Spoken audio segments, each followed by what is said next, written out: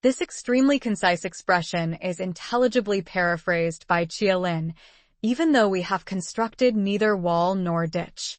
Li Xiaochuan says, "We puzzle him by strange and unusual dispositions," and Tumu finally clinches the meaning by 3 illustrative anecdotes.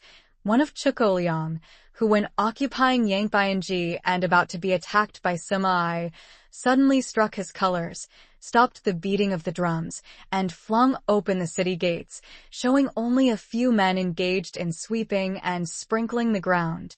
This unexpected proceeding had the intended effect, for Sima Ai, suspecting an ambush, actually drew off his army and retreated. What Sun Tzŭ is advocating here, therefore, is nothing more nor less than the timely use of bluff. 13. By discovering the enemy's dispositions and remaining invisible ourselves, we can keep our forces concentrated, while the enemy's must be divided. The conclusion is perhaps not very obvious, but Chang Yu, after Mei Yaochen, rightly explains it thus: if the enemy's dispositions are visible, we can make for him in one body, whereas, our own dispositions being kept secret, the enemy will be obliged to divide his forces in order to guard against attack from every quarter. 14. We can form a single united body, while the enemy must split up into fractions. Hence there will be a whole pitted against separate parts of a whole, which means that we shall be many to the enemy's few. 15. And if we are able thus to attack an inferior force with a superior one, our opponents will be in dire straits. 16. The spot where we intend to fight must not be made known, for then the enemy will have to prepare against a possible attack at several different points. Sheridan once explained the reason of General Grant's victories by saying that while his opponents were kept fully employed wondering what he was going to do, he was thinking most of what he was going to do himself. And his forces being thus distributed in many directions, the numbers we shall have to face at any given point will be proportionately few. 17. For should the enemy strengthen his van, he will weaken his rear. Should he strengthen his rear, he will weaken his van. Should he strengthen his left, he will weaken his right. Should he strengthen his right, he will weaken his left. If he sends reinforcements everywhere, he will everywhere be weak. In Frederick the Great's instructions to his generals we read, A. Defensive war is apt to betray us into too frequent detachment. Those generals who have had but little experience attempt to protect every point, while those who are better acquainted with their profession, having only the capital object in view, guard against a decisive blow and acquiesce in small misfortunes to avoid greater. 18. Numerical weakness comes from having to prepare against possible attacks. Numerical strength from compelling our adversary to make these preparations against us. The highest generalship, in Colonel Henderson's words, is to compel the enemy to disperse his army and then to concentrate superior force against each fraction in turn. 19. Knowing the place and the time of the coming battle, we may concentrate from the greatest distances in order to fight. What Sun Tzŭ evidently has in mind is that nice calculation of distances and that masterly employment of strategy, which enable a general to divide his army for the purpose of a long and rapid march, and afterwards to effect a junction at precisely the right spot and the right hour in order to confront the enemy in overwhelming strength. Among many such successful junctions which military history records, one of the most dramatic and decisive was the appearance of Blücher just at the critical moment on the field of Waterloo. 20. But if neither time nor place be known, then the left wing will be impotent to succor the right equally impotent to succor the left, the van unable to relieve the rear, or the rear to support the van. How much more so if the furthest portions of the army are anything under 100 li apart, and even the nearest are separated by several li.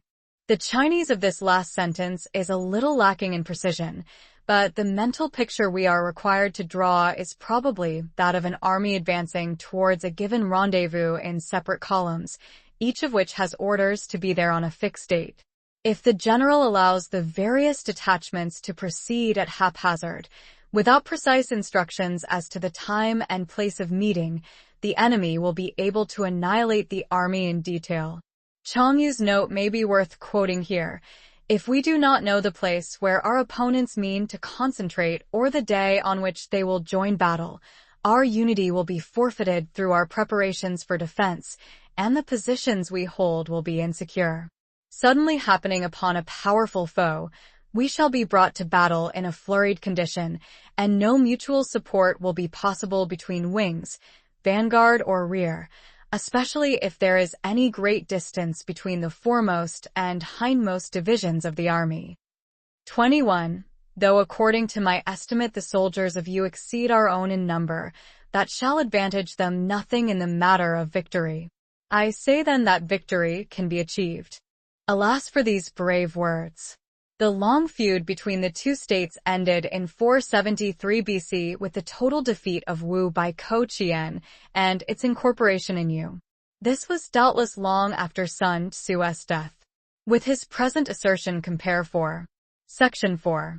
Chang Yu is the only one to point out the seeming discrepancy, which he thus goes on to explain. In the chapter on tactical dispositions it is said, one may know. 22. Though the enemy be stronger in numbers, we may prevent him from fighting. Scheme so as to discover his plans and the likelihood of their success. An alternative reading offered by Jia Lin is, know beforehand all plans conducive to our success and to the enemy's failure. 23. Rouse him and learn the principle of his activity or inactivity.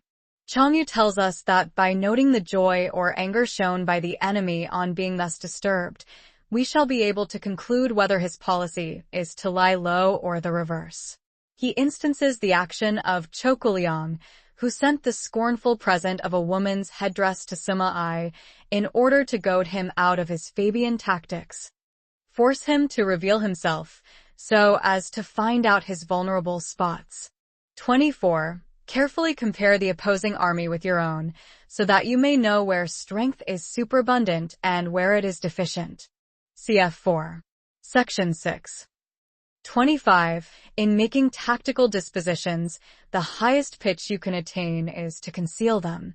The piquancy of the paradox evaporates in translation.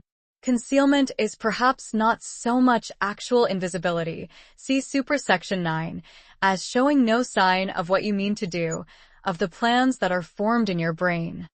Conceal your dispositions, and you will be safe from the prying of the subtlest spies, from the machinations of the wisest brains.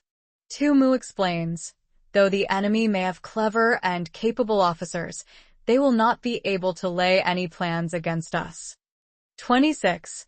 How victory may be produced for them out of the enemy's own tactics, that is what the multitude cannot comprehend. 27. All men can see the tactics whereby I conquer, but what none can see is the strategy out of which victory is evolved. I.e., everybody can see superficially how a battle is won. What they cannot see is the long series of plans and combinations which has preceded the battle. 28. Do not repeat the tactics which have gained you one victory, but let your methods be regulated by the infinite variety of circumstances. As Wang Shi sagely remarks, there is but one root principle underlying victory, but the tactics which lead up to it are infinite in number. With this compare Colonel Henderson. The rules of strategy are few and simple. They may be learned in a week. They may be taught by familiar illustrations or a dozen diagrams. But such knowledge will no more teach a man to lead an army like Napoleon than a knowledge of grammar will teach him to write like Gibbon. 29. Military tactics are like unto water, for water in its natural course runs away from high places and hastens downwards. 30. So in war, the way is to avoid what is strong and to strike at what is weak. Like water, taking the line of least resistance. 31. Water shapes its course according to the nature of the ground over which it flows. The soldier works out his victory in relation to the foe whom he is facing. 32. Therefore, just as water retains no constant shape, so in warfare there are no constant conditions. 33. He who can modify his tactics in relation to his opponent and thereby succeed in winning may be called a heaven-born captain. 34. The 5 elements, water, fire, wood, metal, earth, are not always equally predominant. That is, as Wang Shi says, they predominate alternately. The 4 seasons make way for each other in turn. Literally, have no invariable seat. There are short days and long. The moon has its periods of waning and waxing. CFV, Section 6. The purport of the passage is simply to illustrate the want of fixity in war by the changes constantly taking place in nature. The comparison is not very happy, however, because the regularity of the phenomena which Sun Tzŭ mentions is by no means paralleled in war. 1. See Colonel Henderson's biography of Stonewall Jackson, 1902 edition, Volume 2, page 490. Chapter 7. Maneuvering. 1. Sun Tzŭ said, in war, the general receives his commands from the sovereign. 2. Having collected an army and concentrated his forces, he must blend and harmonize the different elements thereof before pitching his camp. Changyu says, the establishment of harmony and confidence between the higher and lower ranks before venturing into the field, and he quotes a saying of Wu Tzu, Chapter 1 in it, without harmony in the state, no military expedition can be undertaken. Without harmony in the army, no battle array can be formed. In an historical romance, Sun Tzŭ is represented as saying to Wu Yuan, as a general rule, those who are waging war should get rid of all the domestic troubles before proceeding to attack the external foe. 3. After that comes tactical maneuvering, than which there is nothing more difficult.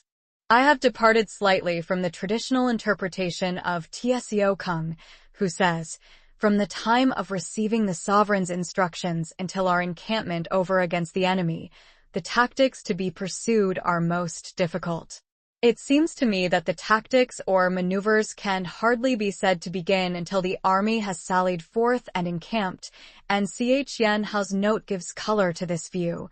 For levying, concentrating, harmonizing, and entrenching an army, there are plenty of old rules which will serve. The real difficulty comes when we engage in tactical operations. Tu also observes that the great difficulty is to be beforehand with the enemy in seizing favorable position. The difficulty of tactical maneuvering consists in turning the devious into the direct and misfortune into gain. This sentence contains one of those highly condensed and somewhat enigmatical expressions of which Sun Tzŭ is so fond. This is how it is explained by Tzŭ Kung. Make it appear that you are a long way off, then cover the distance rapidly and arrive on the scene before your opponent. Tu Mu says, hoodwink the enemy so that he may be remiss and leisurely while you are dashing along with utmost speed. Ho Shi gives a slightly different turn.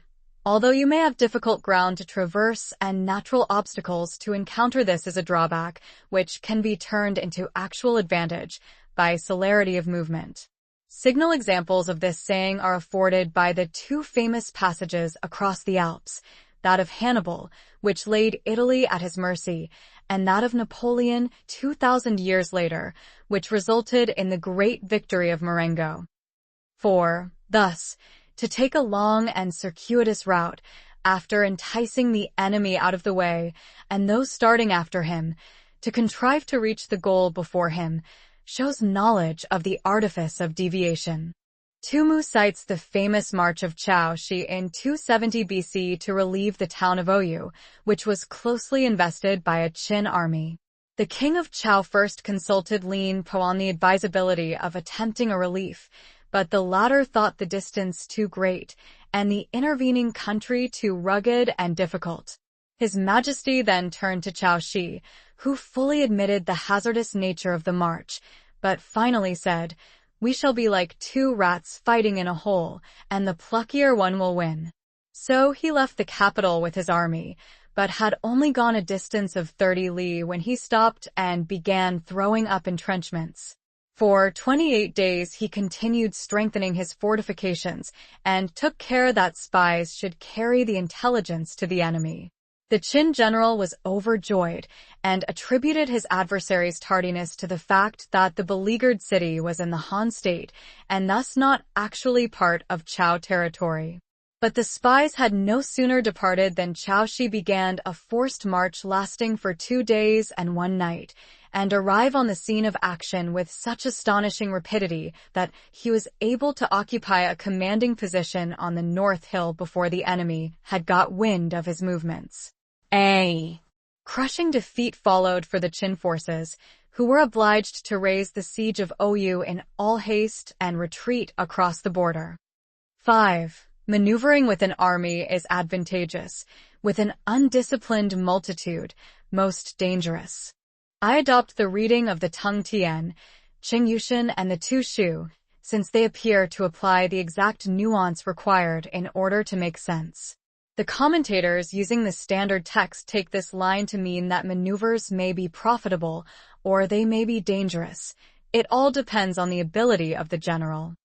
6. If you set a fully equipped army in march in order to snatch an advantage, the chances are that you will be too late. On the other hand, to detach a flying column for the purpose involves the sacrifice of its baggage and stores. Some of the Chinese text is unintelligible to the Chinese commentators, who paraphrase the sentence. I submit my own rendering without much enthusiasm, being convinced that there is some deep-seated corruption in the text. On the whole, it is clear that Sun Tzŭ does not approve of a lengthy march being undertaken without supplies. Cf. Infra, Section 11. 7. Thus, if you order your men to roll up their buff coats and make forced marches without halting day or night, covering double the usual distance at a stretch. The ordinary day's march, according to Tu Mu, was 30 li, but on one occasion, when pursuing Liu Pei, Tzŭ is said to have covered the incredible distance of 300 li within 24 hours. Doing 100 li in order to wrest an advantage, the leaders of all your 3 divisions will fall into the hands of the enemy. 8. The stronger men will be in front, the jaded ones will fall behind, and on this plan only 1/10 of your army will reach its destination. The moral is, as Tzŭ Kung and others point out, don't march 100 li to gain a tactical advantage, either with or without impedimenta. Maneuvers of this description should be confined to short distances. Stonewall Jackson said, "The hardships of forced marches are often more painful than the dangers of battle." He did not often call upon his troops for extraordinary exertions. It was only when he intended a surprise, or when a rapid retreat was imperative, that he sacrificed everything for speed. 1. 9. If you march 50 li in order to outmaneuver the enemy, you will lose the leader of your first division, and only half your force will reach the goal. Literally, the leader of the first division will be torn away. 10. If you march 30 li with the same object, 2/3 of your army will arrive. In the Tung Tian is added, from this we may know the difficulty of maneuvering. 11. We may take it then that an army without its baggage train is lost. Without provisions it is lost. Without bases of supply it is lost. I think Sun Tzŭ meant stores accumulated in depots. But Tu says fodder and the like. Changyu says goods in general, and Wangshi says fuel, salt, foodstuffs, etc. 12. We cannot enter into alliances until we are acquainted with the designs of our neighbors. 13. We are not fit to lead an army on the march unless we are familiar with the face of the country, its mountains and forests, its pitfalls and precipices, its marshes and swamps. 14.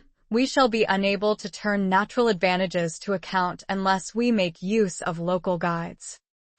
12-14 are repeated in Chapter 11. Section 52.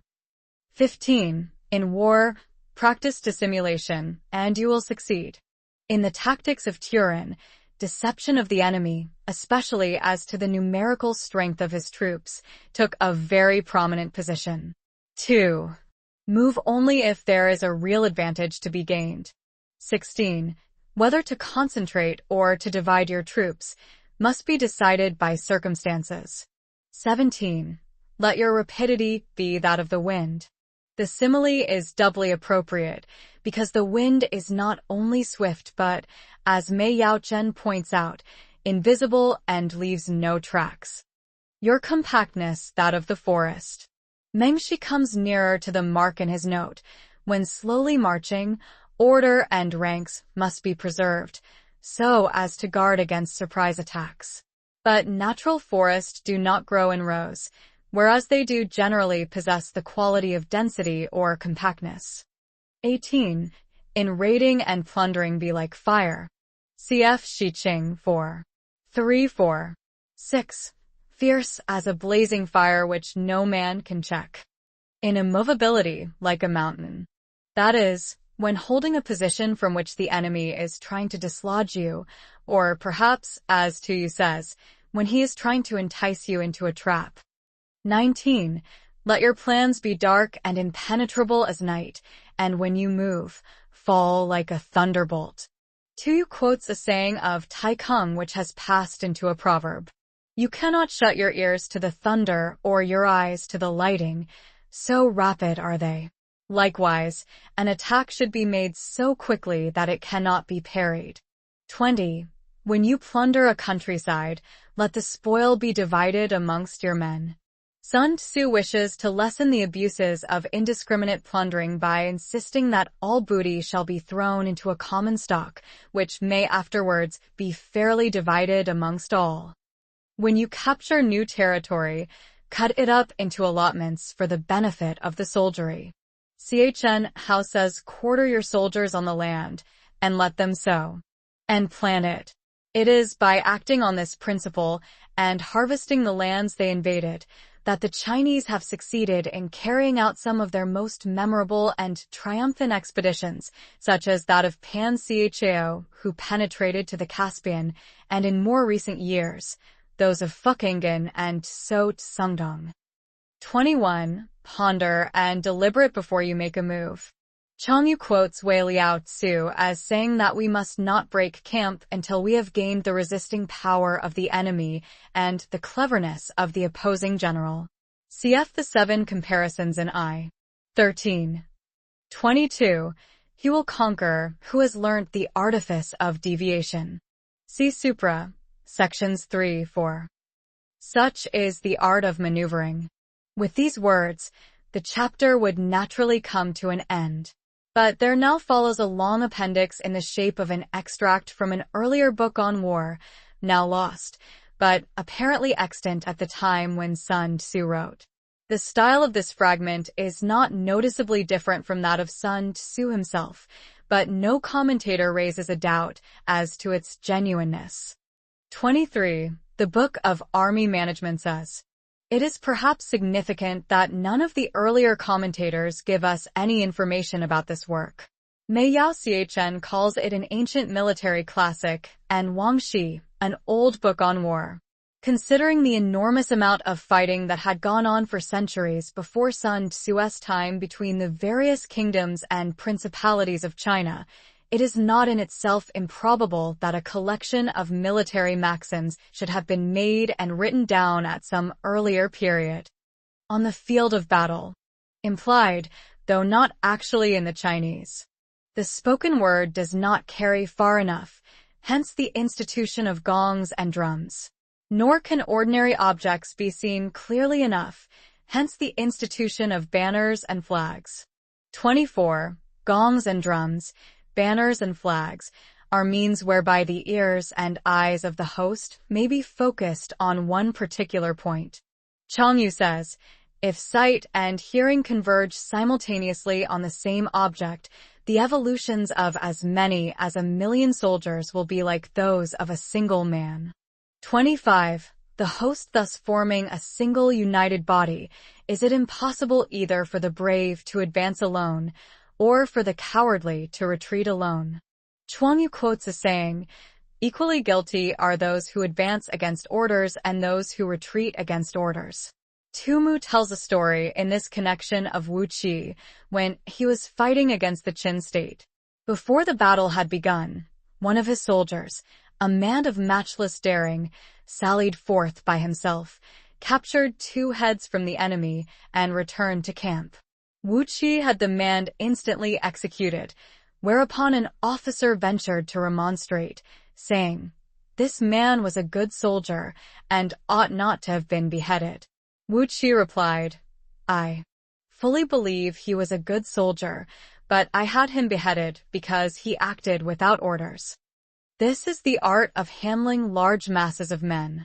26. In night fighting, then, make much use of signal fires and drums, and in fighting by day, of flags and banners, as a means of influencing the ears and eyes of your army. Chen Hao alludes to Li Guangfi's night ride to Huang at the head of 500 mounted men. They made such an imposing display with torches that though the rebel leader, Shi Suming, had a large army, he did not dare to dispute their passage. 27. A whole army may be robbed of its spirit. In war, says Sun Tzŭ, if a spirit of anger can be made to pervade all ranks of an army at one and the same time, its onset will be irresistible. Now the spirit of the enemy's soldiers will be keenest when they have newly arrived on the scene, and it is therefore our cue not to fight at once, but to wait until their ardor and enthusiasm have worn off, and then strike. It is in this way that they may be robbed of their keen spirit. Li Xiaochuan and others tell an anecdote, to be found in the Tzŭ Chuan, Year 10, Section 1, of Tsaok, a protege of Duke Chuang of Lu. The latter state was attacked by Qi, and the Duke was about to join battle at Xiachenko after the first roll of the enemy's drums, when Tsao said, "Not just yet." Only after their drums had beaten for the 3rd time did he give the word for attack. Then they fought, and the men of Qi were utterly defeated. Questioned afterwards by the Duke as to the meaning of his delay, Tsao replied, "In battle, a courageous spirit is everything." Now the first roll of the drum tends to create this spirit, but with the second it is already on the wane, and after the third it is gone altogether. I attacked when their spirit was gone and ours was at its height. Hence our victory. Wu Tzŭ, Chapter 4, puts spirit first among the 4 important influences in war and continues, the value of a whole army, a mighty host of 1,000,000 men, is dependent on one man alone. Such is the influence of spirit. A commander-in-chief may be robbed of his presence of mind. Sun Tzŭ says, presence of mind is the general's most important asset.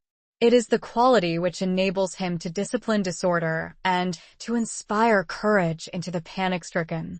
The great General Li Qing, 85-7-1649, has a saying, attacking does not merely consist in assaulting walled cities or striking at an army in battle array.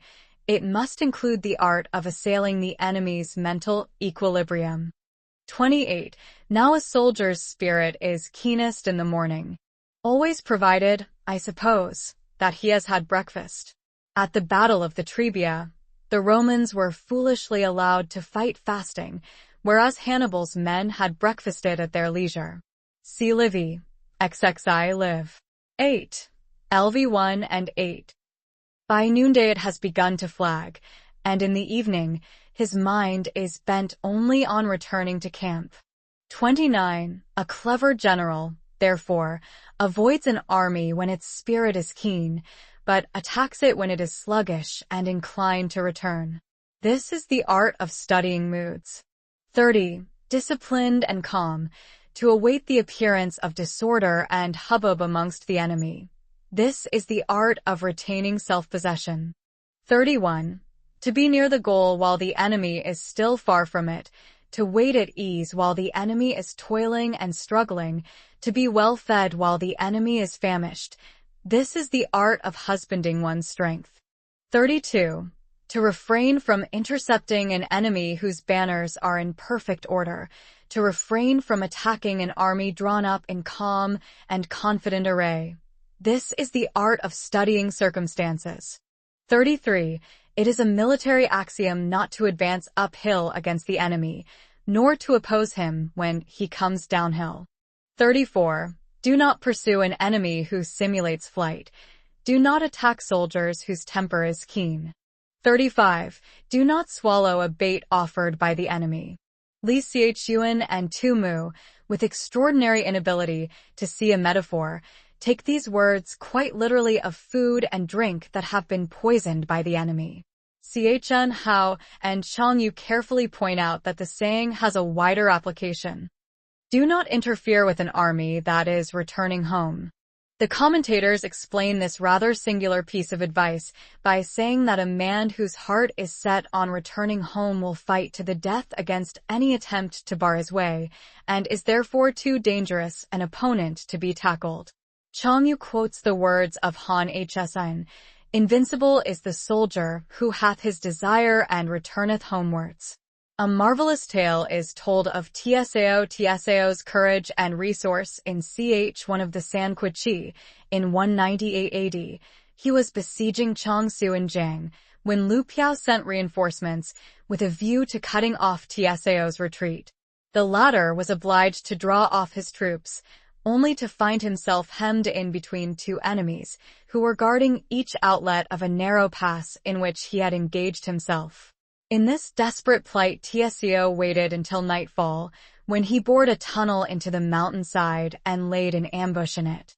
As soon as the whole army had passed by, the hidden troops fell on his rear, while Tsao himself turned and met his pursuers in front, so that they were thrown into confusion and annihilated.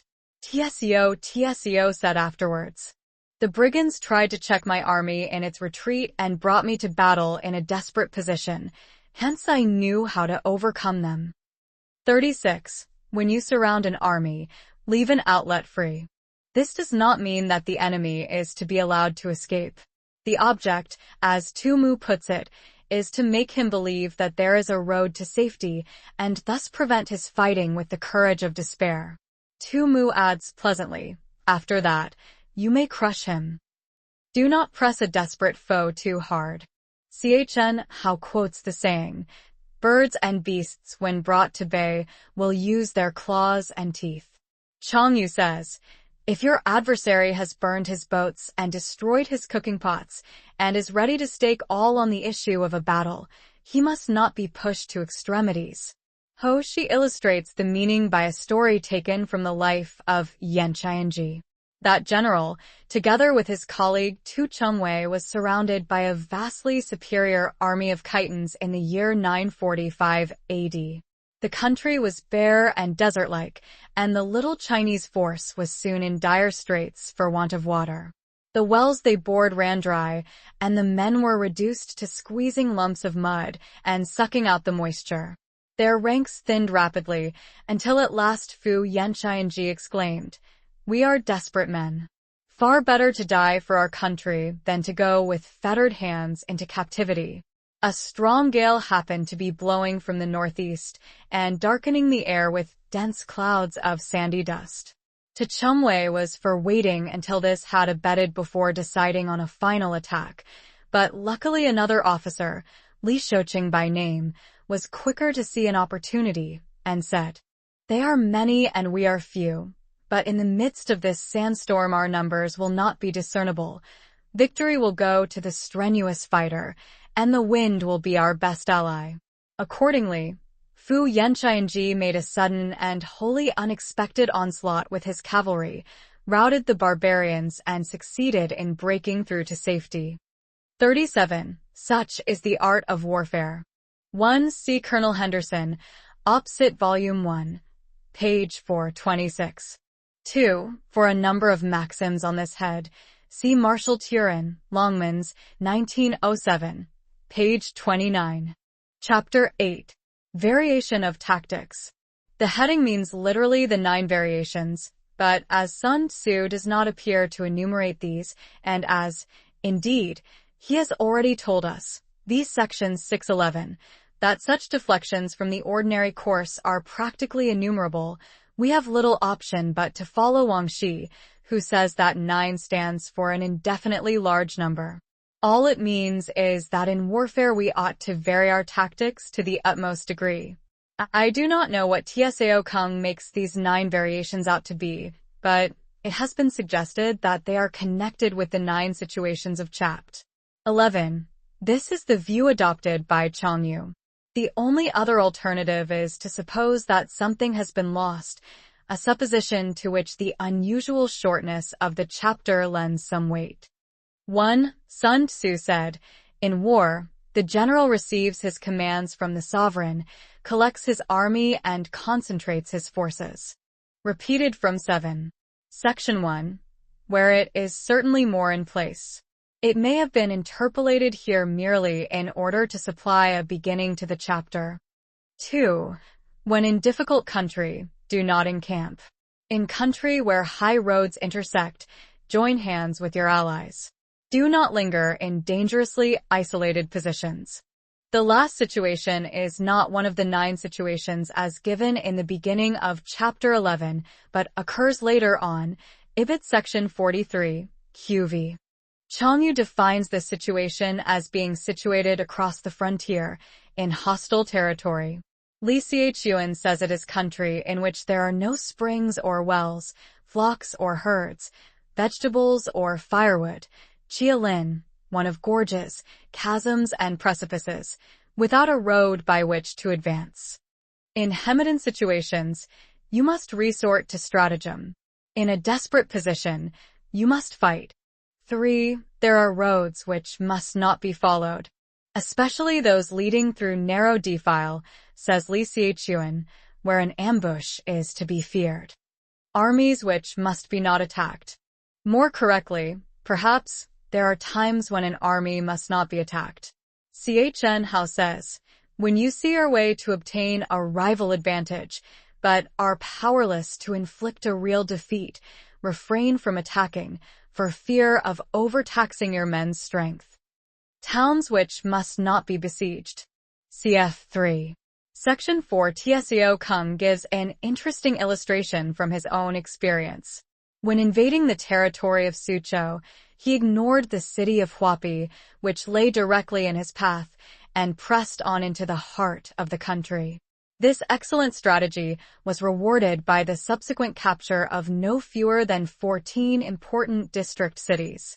Sun Tzŭ says, no town should be attacked which, if taken, cannot be held, or if left alone, will not cause any trouble.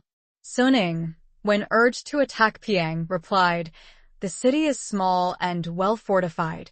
Even if I succeed in taking it, it will be no great feat of arms, whereas if I fail, I shall make myself a laughingstock. In the 17th century, sieges still formed a large proportion of war. It was Turin who directed attention to the importance of marches, counter-marches, and maneuvers. He said, it is a great mistake to waste men in taking a town when the same expenditure of soldiers will gain a province. 1. Positions which must not be contested, commands of the sovereign which must not be obeyed. This is a hard saying for the Chinese, with their reverence for authority, and Wei Liao Tzu, quoted by Tu Mu, is moved to exclaim, weapons are baleful instruments, strife is antagonistic to virtue, a military commander is the negation of civil order. The unpalatable fact remains, however, that even imperial wishes must be subordinated to military necessity. 4. The general who thoroughly understands the advantages that accompany variation of tactics knows how to handle his troops. 5. The general who does not understand these may be well acquainted with the configuration of the country, yet he will not be able to turn his knowledge to practical account. Literally, get the advantage of the ground, which means not only securing good positions, but availing oneself of natural advantages in every possible way.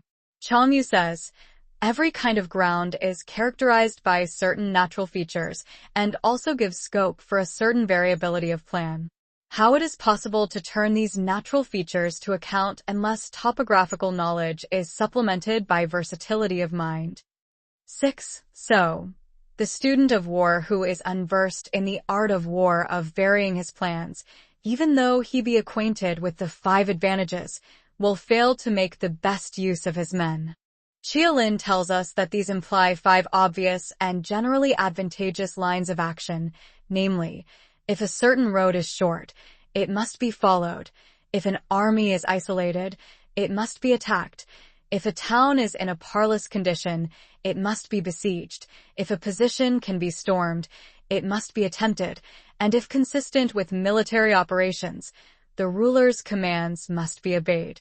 But there are circumstances which sometimes forbid a general to use these advantages. For instance, a certain road may be the shortest way for him, but if he knows that it abounds in natural obstacles, or that the enemy has laid an ambush on it, he will not follow that road. A hostile force may be open to attack, but if he knows that it is hard-pressed and likely to fight with desperation, he will refrain from striking, and so on. 7. Hence, in the wise leader's plans, considerations of advantage and of disadvantage will be blended together. Whether in an advantageous position or a disadvantageous one, says Tzŭ come, the opposite state should be always present to your mind. 8. If our expectation of advantage be tempered in this way, we may succeed in accomplishing the essential part of our schemes. Sun Tzŭ says, if we wish to wrest an advantage from the enemy, we must not fix our minds on that alone, but allow for the possibility of the enemy also doing some harm to us, and let this enter as a factor into our calculations. 9. If, on the other hand, in the midst of difficulties we are always ready to seize an advantage, we may extricate ourselves from misfortune.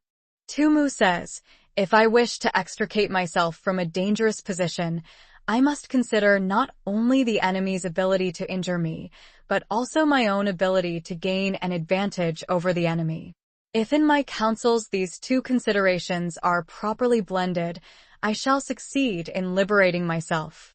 For instance, if I am surrounded by the enemy and only think of effecting an escape, the nervelessness of my policy will incite my adversary to pursue and crush me.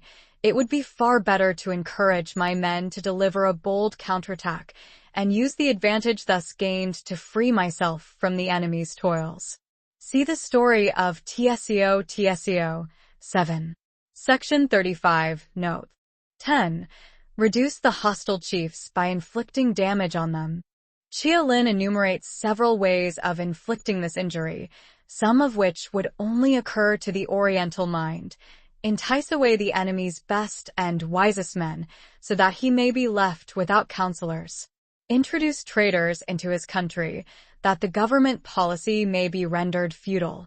Foment intrigue and deceit, and thus sow dissension between the ruler and his ministers. By means of every artful contrivance, cause deterioration amongst his men and waste of his treasure. Corrupt his morals by insidious gifts leading him into excess. Disturb and unsettle his mind by presenting him with lovely women. Chang Yu, after Wang Shi, makes a different interpretation of Sun Tzŭ here. Get the enemy into a position where he must suffer injury, and he will submit of his own accord. And make trouble for them. Sun Tzŭ, in this phrase, in his interpretation indicates that trouble should be made for the enemy affecting their possessions, or, as we might say, assets, which he considers to be a large army, a rich exchequer, harmony amongst the soldiers, punctual fulfillment of commands. These give us a whip hand over the enemy, and keep them constantly engaged. Literally, make servants of them. Tzŭ says prevent them from having any rest. Hold out specious allurements, and make them rush to any given point. Mengxi's note contains an excellent example of the idiomatic use of cause them to forget pian, the reasons for acting otherwise than on their first impulse, and hasten in our direction. 11. The art of war teaches us to rely not on the likelihood of the enemy's not coming, but on our own readiness to receive him, not on the chance of his not attacking, but rather on the fact that we have made our position unassailable. 12. There are 5 dangerous faults which may affect a general. 1. Recklessness, which leads to destruction. Bravery without forethought, as Tzŭ Kung analyzes it, which causes a man to fight blindly and desperately, like a mad bull. Such an opponent, says Yu, must not be encountered with brute force, but may be lured into an ambush and slain. Cf. Sun Tzŭ, Chapter 4. Add in it. In estimating the character of a general, men are wont to pay exclusive attention to his courage, forgetting that courage is only one out of many qualities which a general should possess. The merely brave man is prone to fight recklessly, and he who fights recklessly, without any perception of what is expedient, must be condemned. Summa Fa. 2. Makes the incisive remark, simply going to one's death does not bring about victory. 2. Cowardice, which leads to capture. Tzŭ Kung defines the Chinese word translated here as cowardice as being of the man whom timidity prevents from advancing to seize an advantage, and Wangshi adds who is quick to flee at the sight of danger. Mengshi gives the closer paraphrase he who is bent on returning alive, this is, the man who will never take a risk. But, as Sun Tzŭ knew, nothing is to be achieved in war unless you are willing to take risks. Tai Kung said, he who lets an advantage slip will subsequently bring upon himself real disaster. In 404 AD, Liu Yu pursued the rebel Huan Suan up the Yangtze and fought a naval battle with him at the island of Xiaqingheng. The loyal troops numbered only a few thousands, while their opponents were in great force.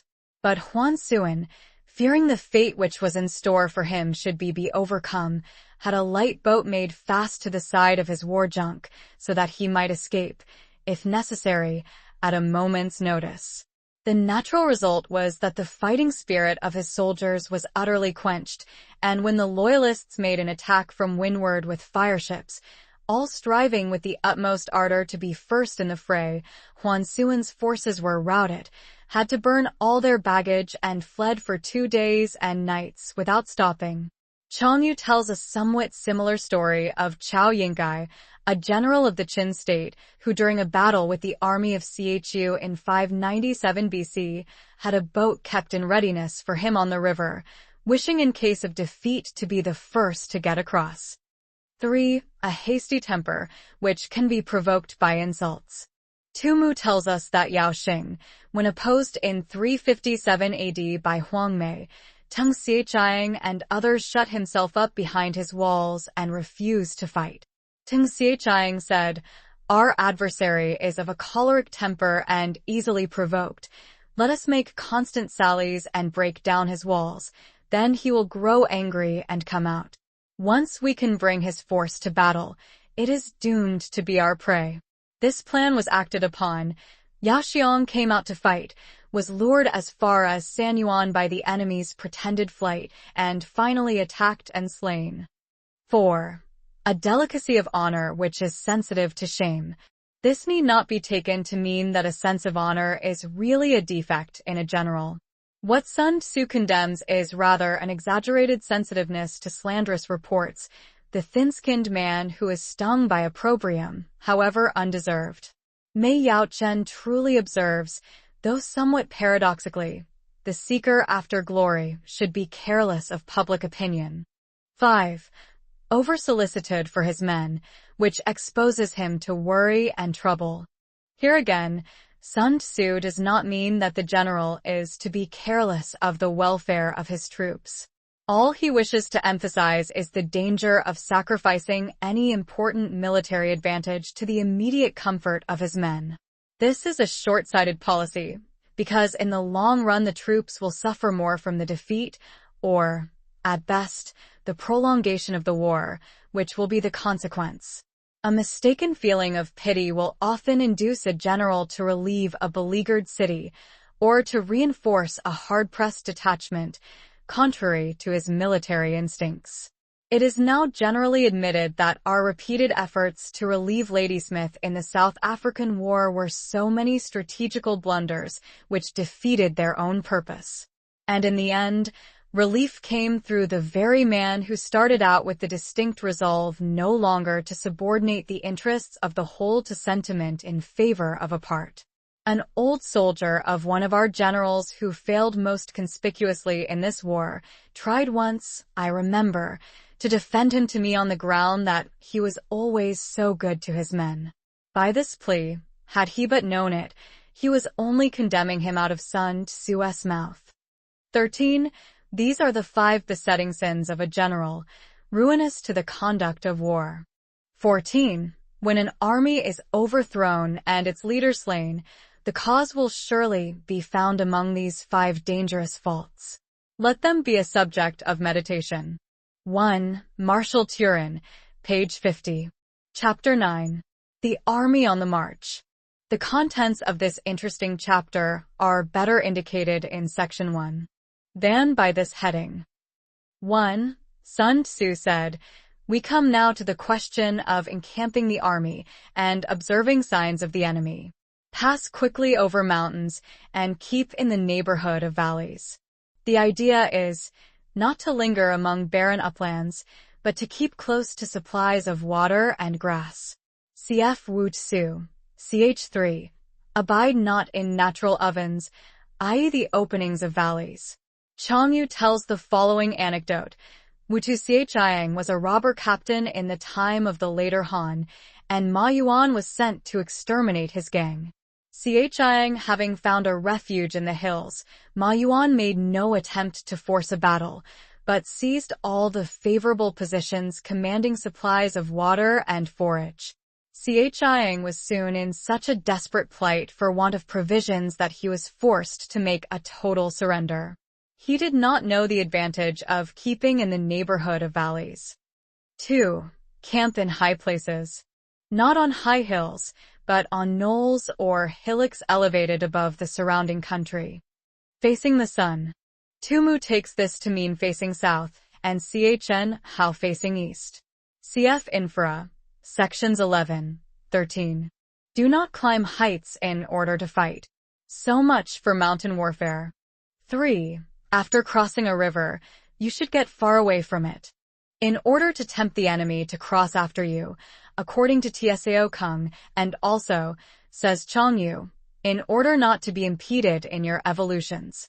The Tung Tien reads, if the enemy crosses a river, etc.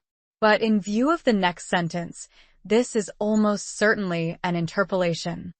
4. When an invading force crosses a river in its onward march, do not advance to meet it in midstream. It will be best to let half the army get across, and then deliver your attack. Li Xiaochuan alludes to the great victory won by Han Hsin over Lung Tzŭ at the Wei River. Turning to the Xiaoqian Han Shu, ch. 34, folio 6. Verso, we find the battle described as follows. The 2 armies were drawn up on opposite sides of the river. In the night, Han Hsin ordered his men to take some 10,000 sacks filled with sand and construct a dam higher up. Then, leading half his army across, he attacked Lung Tzŭ, but after a time, pretending to have failed in his attempt, he hastily withdrew to the other bank. Lung Tzŭ was much elated by this unlooked-for success, and exclaiming, I felt sure that Han Hsin was really a coward. He pursued him and began crossing the river in his turn. Han Hsin now sent a party to cut open the sandbags, thus releasing a great volume of water, which swept down and prevented the greater portion of Lung Tzŭ's army from getting across.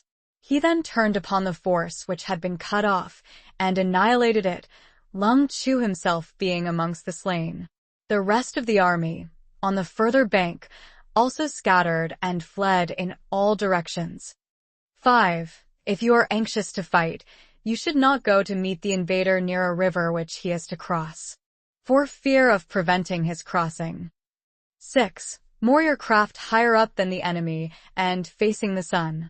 See Supra, section 2. The repetition of these words in connection with water is very awkward. Sun Tzŭ, as the note, said either of troops marshaled on the riverbank or of boats anchored in the stream itself. In either case, it is essential to be higher than the enemy and facing the sun. The other commentators are not at all explicit. Do not move upstream to meet the enemy. Tumu says, as water flows downwards, we must not pitch our camp on the lower reaches of a river, for fear the enemy should open the sluices and sweep us away in a flood. Chuko Wuho has remarked that in river warfare we must not advance against the stream, which is as much as to say that our fleet must not be anchored below that of the enemy, for then they would be able to take advantage of the current and make short work of us. There is also the danger, noted by other commentators, that the enemy may throw poison on the water to be carried down to us. So much for river warfare. 7. In crossing salt marshes, your sole concern should be to get over them quickly, without any delay. Because of the lack of fresh water, the poor quality of the herbage, and last but not least, because they are low, flat, and exposed to attack. 8. If forced to fight in a salt marsh, you should have water and grass near you, and get your back to a clump of trees. Li Xiaochuan remarks that the ground is less likely to be treacherous where there are trees, while Tumu says that they will serve to protect the rear. So much for operations in salt marshes.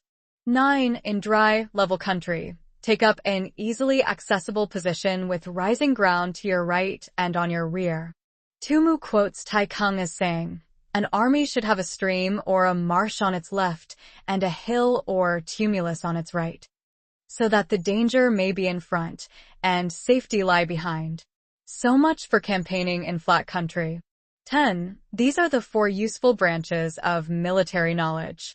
Those, namely, concerned with 1. Mountains, 2. Rivers, 3. Marshes, and 4. Plains. Compare Napoleon's military maxims, number 1, which enabled the Yellow Emperor to vanquish 4 several sovereigns. Regarding the Yellow Emperor, Mei Yaochen asks, with some plausibility, whether there is an error in the text, as nothing is known of Huang Ti having conquered 4 other emperors.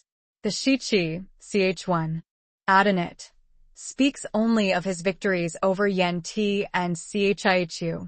In the Lu Tao it is mentioned that he fought 70 battles and pacified the empire. Tsao Kung's explanation is that the Yellow Emperor was the first to institute the feudal system of vassals princes, each of whom, to the number of 4, originally bore the title of emperor. Li Xiaochuan tells us that the art of war originated under Huang Ti, who received it from his minister Feng Ho. 11. All armies prefer high ground to low. High ground, says Mei Yaochen, is not only more agreeable and salubrious, but more convenient from a military point of view. Low ground is not only damp and unhealthy, but also disadvantageous for fighting. And sunny places to dark. 12. If you are careful of your men, Tsao Kung says, make for fresh water and pasture, where you can turn out your animals to graze. And camp on hard ground. The army will be free from disease of every kind. Changyu says, the dryness of the climate will prevent the outbreak of illness. And this will spell victory. 13. When you come to a hill or a bank, occupy the sunny side, with the slope on your right rear. Thus you will at once act for the benefit of your soldiers and utilize the natural advantages of the ground. 14. When, in consequence of heavy rains up country, a river which you wish to ford is swollen and flecked with foam, you must wait until it subsides. 15. Country in which there are precipitous cliffs with torrents running between, deep natural hollows. The latter defined as places enclosed on every side by steep banks, with pools of water at the bottom. Confined places, defined as natural pens or prisons or places surrounded by precipices on 3 sides, easy to get into, but hard to get out of. Tangled thickets, defined as places covered with such dense undergrowth that spears cannot be used. Quagmires, defined as lowlying places, so heavy with mud as to be impassable for chariots and horsemen. And crevasses, defined by Mei Yaochen as a narrow, difficult way between beetling cliffs. Tzŭ Mu's note is ground covered with trees and rocks, and intersected by numerous ravines and pitfalls. This is very vague, but Qianlin explains it clearly enough as a defile or narrow pass, and Qianyu takes much the same view. On the whole, the weight of the commentators certainly inclines to the rendering defile.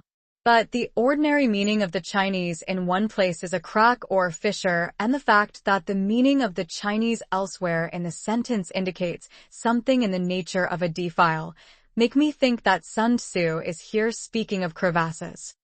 Should be left with all possible speed and not approached.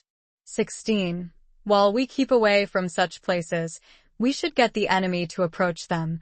While we face them, we should let the enemy have them on his rear. 17. If in the neighborhood of your camp there should be any hilly country, ponds surrounded by aquatic grass, hollow basins filled with reeds, or woods with thick undergrowth, they must be carefully routed out and searched, for these are places where men in ambush or insidious spies are likely to be lurking. Qianyu has the note, we must also be on our guard against traitors who may lie in close covert, secretly spying out our weaknesses and overhearing our instructions. 18. When the enemy is close at hand and remains quiet, he is relying on the natural strength of his position. Here begins Sun Tzŭ's remarks on the reading of signs, much of which is so good that it could almost be included in a modern manual like General Baden-Powell's Aids to Scouting. 19. When he keeps aloof and tries to provoke a battle, he is anxious for the other side to advance. Probably because we are in a strong position from which he wishes to dislodge us. If he came close up to us, says Tzŭ Mu, and tried to force a battle, he would seem to despise us, and there would be less probability of our responding to the challenge. 20. If his place of encampment is easy of access, he is tendering a bait. 21. Movement amongst the trees of a forest shows that the enemy is advancing. Tsao Kung explains this as felling trees to clear a passage, and Qianyu says, every man sends out scouts to climb high places and observe the enemy. If a scout sees that the trees of a forest are moving and shaking, he may know that they are being cut down to clear a passage for the enemy's march. The appearance of a number of screens in the midst of thick grass means that the enemy wants to make us suspicious. Tuyu's explanation, borrowed from Tsao Kung's, is as follows. The presence of a number of screens or sheds in the midst of thick vegetation is a sure sign that the enemy has fled and, fearing pursuit, has constructed these hiding places in order to make us suspect an ambush. It appears that these screens were hastily knotted together out of any long grass which the retreating enemy happened to come across. 22. The rising of birds in their flight is the sign of an ambuscade. Qianyu's explanation is doubtless right. When birds that are flying along in a straight line suddenly shoot upwards, it means that soldiers are in ambush at the spot beneath. Startled beasts indicate that a sudden attack is coming. 23. When there is dust rising in a high column, it is the sign of chariots advancing. When the dust is low, but spread over a wide area, it betokens the approach of infantry. High and sharp, or rising to a peak, is of course somewhat exaggerated as applied to dust. The commentators explain the phenomenon by saying that horses and chariots, being heavier than men, raise more dust, and also follow one another in the same wheel track, whereas foot soldiers would be marching in ranks, many abreast. According to Qianyu, every army on the march must have scouts some way in advance, who on sighting dust raised by the enemy, will gallop back and report it to the commander-in-chief. Cf. General Baden-Powell. As you move along, say, in a hostile country, your eyes should be looking afar for the enemy or any signs of him, figures, dust rising, birds getting up, glitter of arms, etc. 1. When it branches out in different directions, it shows that parties have been sent to collect firewood. A few clouds of dust moving to and fro signify that the army is encamping. Sun Tzŭ says, in apportioning the defenses for a cantonment, light horse will be sent out to survey the position and ascertain the weak and strong points all along its circumference. Hence the small quantity of dust and its motion. 24. Humble words and increased preparations are signs that the enemy is about to advance. As though they stood in great fear of us, says Tzŭ. Their object is to make us contemptuous and careless, after which they will attack us. Sun Tzŭ alludes to the story of Tien Tan of the Chimo against the Yen forces, led by Chi. In ch. 82 of the Shi we read, Tien Tan openly said, "My only fear is that the Yen army may cut off the noses of their Chi prisoners and place them in the front rank to fight against us. That would be the undoing of our city." The other side, being informed of this speech, at once acted on the suggestion, but those within the city were enraged at seeing their fellow countrymen thus mutilated, and fearing only lest they should fall into the enemy's hands, were nerved to defend themselves more obstinately than ever. Once again Tien Tan sent back converted spies who reported these words to the enemy. "What I dread most is that the men of Yen may dig up the ancestral tombs outside the town, and by inflicting this indignity on our forefathers cause us to become faint-hearted." Forthwith the besiegers dug up all the graves and burned the corpses lying in them.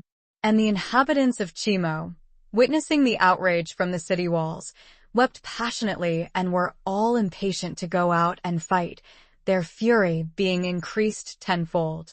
Tien Tan knew then that his soldiers were ready for any enterprise. But instead of a sword, he himself took a mattock in his hands and ordered others to be distributed amongst his best warriors, while the ranks were filled up with their wives and concubines. He then served out all the remaining rations and bade his men eat their fill. The regular soldiers were told to keep out of sight, and the walls were manned with the old and weaker men and with women.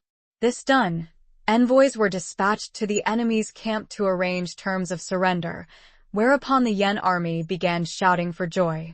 Tien Tan also collected 20,000 ounces of silver from the people and got the wealthy citizens of Chimo to send it to the Yen general with the prayer that, when the town capitulated, he would not allow their homes to be plundered or their women to be maltreated.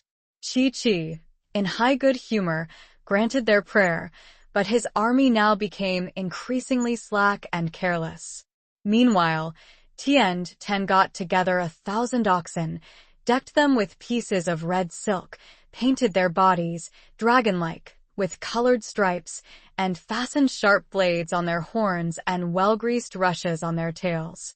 When night came on, he lighted the ends of the rushes and drove the oxen through a number of holes which he had pierced in the walls, backing them up with a force of 5,000 picked warriors. The animals, maddened with pain, dashed furiously into the enemy's camp, where they caused the utmost confusion and dismay, for their tails acted as torches, showing up the hideous pattern on their bodies, and the weapons on their horns killed or wounded any with whom they came into contact. In the meantime, the band of 5,000 had crept up with gags in their mouths, and now threw themselves on the enemy. At the same moment a frightful din arose in the city itself, all those that remained behind making as much noise as possible by banging drums and hammering on bronze vessels, until heaven and earth were convulsed by the uproar. Terror-stricken, the Yen army fled in disorder, hotly pursued by the men of Qi, who succeeded in slaying their general Qi. The result of the battle was the ultimate recovery of some 70 cities which had belonged to the Qi state. Violent language and driving forward as if to the attack are signs that he will retreat. 25. When the light chariots come out first and take up a position on the wings, it is a sign that the enemy is forming for battle. 26. Peace proposals unaccompanied by a sworn covenant indicate a plot. The reading here is uncertain.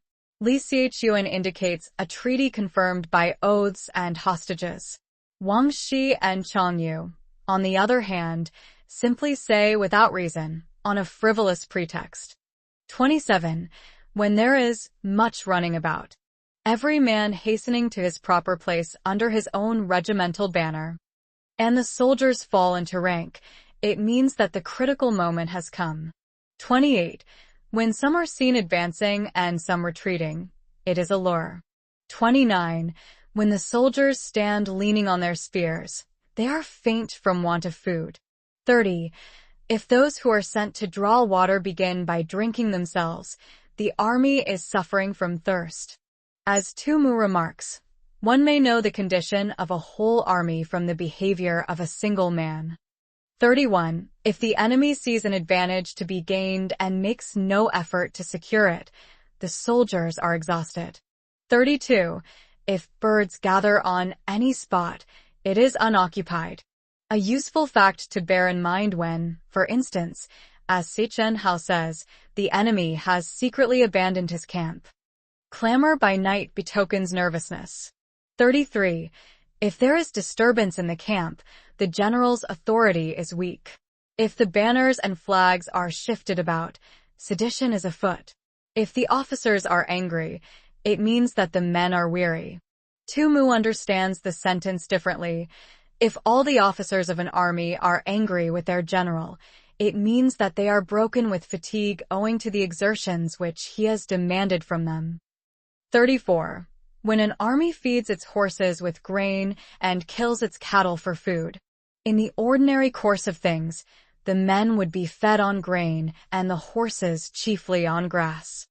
And when the men do not hang their cooking pots over the campfires, showing that they will not return to their tents, you may know that they are determined to fight to the death. I may quote here the illustrative passage from the Ho Han Shu, ch. 71, given in abbreviated form by the Pei Wenyan Fu. The rebel Wang Kuo of Liang was besieging the town of Seichen Tiesong, and Huang Fusung, who was in supreme command, and Tung Chou were sent out against him. The latter pressed for hasty measures, but Sung turned a deaf ear to his counsel. At last the rebels were utterly worn out, and began to throw down their weapons of their own accord. Sung was not advancing to the attack, but Chou said, "It is a principle of war not to pursue desperate men and not to press a retreating host." Sung answered, "That does not apply here. What I am about to attack is a jaded army, not a retreating host. With disciplined troops I am falling on a disorganized multitude, not a band of desperate men." Thereupon he advances to the attack unsupported by his colleague, and routed the enemy, Wang Kuo being slain. 35. The sight of men whispering together in small knots or speaking in subdued tones points to disaffection amongst the rank and file. 36. Too frequent rewards signify that the enemy is at the end of his resources. Because, when an army is hard-pressed, as Sun Tzŭ says, there is always a fear of mutiny, and lavish rewards are given to keep the men in good temper. Too many punishments betray a condition of dire distress, because in such case discipline becomes relaxed, and unwanted severity is necessary to keep the men to their duty. 37. To begin by bluster, but afterwards to take fright at the enemy's numbers, shows a supreme lack of intelligence. I follow the interpretation of Tsao Kung, also adopted by Li Xiaochuan, Sun Tzŭ, and Chang Yu. Another possible meaning set forth by Tu Yu, Jia Lin, Mei Taken, and Wang Shi is the general who is first tyrannical towards his men, and then in terror lest they should mutiny, etc. This would connect the sentence with what went before about rewards and punishments. 38. When envoys are sent with compliments in their mouths, it is a sign that the enemy wishes for a truce. Sun Tzŭ says, if the enemy open friendly relations be sending hostages, it is a sign that they are anxious for an armistice, either because their strength is exhausted or for some other reason. But it hardly needs a Sun Tzŭ to draw such an obvious inference. 39.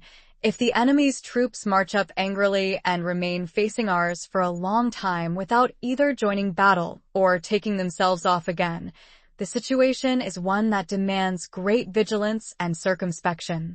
Tzŭ Kung says a maneuver of this sort may be only a ruse to gain time for an unexpected flank attack or the laying of an ambush.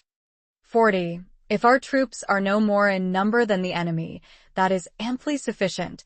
It only means that no direct attack can be made. Literally, no martial advance. That is to say, Chung tactics and frontal attacks must be eschewed, and stratagem resorted to instead. What we can do is simply to concentrate all our available strength, keep a close watch on the enemy, and obtain reinforcements. This is an obscure sentence, and none of the commentators succeed in squeezing very good sense out of it.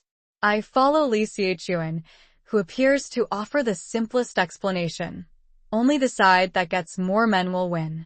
Fortunately, we have Changyu to expound its meaning to us in language, which is lucidity itself. When the numbers are even and no favorable opening presents itself, although we may not be strong enough to deliver a sustained attack, we can find additional recruits amongst our settlers and camp followers, and then, concentrating our forces and keeping a close watch on the enemy, contrive to snatch the victory. But we must avoid borrowing foreign soldiers to help us. He then quotes from Liao Tzu, ch. 3. The nominal strength of mercenary troops may be 100,000, but their real value will be not more than half that figure. 41. He who exercises no forethought but makes light of his opponents is sure to be captured by them. Chen Hao, quoting from the Tso Chuan, says, "If bees and scorpions carry poison, how much more will a hostile state? Even a puny opponent, then, should not be treated with contempt." 42. If soldiers are punished before they have grown attached to you, they will not prove submissive, and, unless submissive, then will be practically useless. If, when the soldiers have become attached to you, punishments are not enforced, they will still be useless. 43. Therefore soldiers must be treated in the first instance with humanity, but kept under control by means of iron discipline.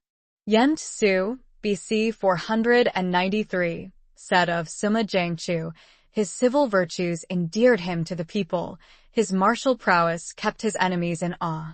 Cf. Wu Tzu, ch. 4 in it. The ideal commander unites culture with a warlike temper. The profession of arms requires a combination of hardness and tenderness. This is a certain road to victory. 44. If in training soldiers commands are habitually enforced, the army will be well disciplined. If not, its discipline will be bad. 45. If a general shows confidence in his men but always insists on his orders being obeyed. Tumu says, a general ought in time of peace to show kindly confidence in his men and also make his authority respected, so that when they come to face the enemy, orders may be executed and discipline maintained, because they all trust and look up to him. What Sun Tzŭ has said in section 44, however, would lead one rather to expect something like this: if a general is always confident that his orders will be carried out, etc., the gain will be mutual. Changyu says, the general has confidence in the men under his command, and the men are docile, having confidence in him. Thus the gain is mutual. He quotes a pregnant sentence from Liao Tzu, ch. 4. The art of giving orders is not to try to rectify minor blunders and not to be swayed by petty doubts. Vacillation and fussiness are the surest means of sapping the confidence of an army. 1. Aids to Scouting, page 26. Chapter 10, Terrain. Only about a third of the chapter, comprising sections 113, deals with terrain, the subject being more fully treated in ch. 11. The 6 calamities are discussed in sections 14-20, and the rest of the chapter is again a mere string of desultory remarks, though not less interesting, perhaps, on that account. 1. Sun Tzŭ said, "We may distinguish 6 kinds of terrain, to wit, 1. Accessible ground." Mei Yaochen says, "Plentifully provided with roads and means of communications." 2. Entangling ground. The same commentator says, "Net-like country, venturing into which you become entangled." 3. Temporizing ground. Ground which allows you to stave off or delay. 4. Narrow passes. 5. Precipitous heights. 6. Positions at a great distance from the enemy. It is hardly necessary to point out the faultiness of this classification. A strange lack of logical perception is shown in the Chinaman's unquestioning acceptance of glaring cross-divisions such as the above. 2. Ground which can be freely traversed by both sides is called accessible. 3. With regard to ground of this nature, be before the enemy in occupying the raised and sunny spots, and carefully guard your line of supplies. The general meaning of the last phrase is doubtlessly, as Tzŭ says, not to allow the enemy to cut your communications. In view of Napoleon's dictum, the secret of war lies in the communications. 1. We could wish that Sun Tzŭ had done more than skirt the edge of this important subject here and in Section 10, 7. Section 11. Colonel Henderson says, "The line of supply may be said to be as vital to the existence of an army as the heart to the life of a human being. Just as the duelist who finds his adversary's point menacing him with certain death, and his own guard astray, is compelled to conform to his adversary's movements, and to content himself with warding off his thrusts, so the commander whose communications are suddenly threatened finds himself in a false position, and he will be fortunate if he is not to change all his plans, to split up his force into more or less isolated detachments, and to fight with inferior numbers on ground which he has not had time to prepare, and where defeat will not be an ordinary failure, but will entail the ruin or surrender of his whole army. 2. Then you will be able to fight with advantage. 4. Ground which can be abandoned but is hard to reoccupy is called entangling. 5. From a position of this sort, if the enemy is unprepared, you may sally forth and defeat him. But if the enemy is prepared for your coming, and you fail to defeat him, then, return being impossible, disaster will ensue. 6.